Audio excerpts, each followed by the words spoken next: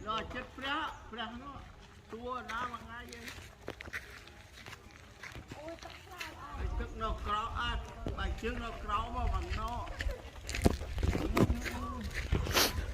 còn này kia bằng tập này đây bằng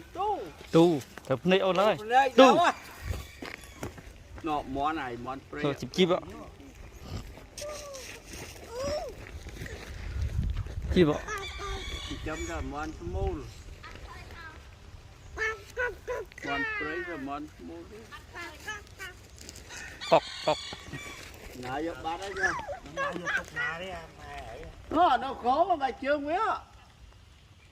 nó khó nó lại phép nè lại phép khó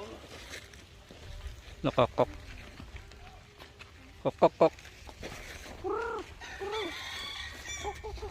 cọc cọc ấy mới món à tu món ăn đi hao ấy à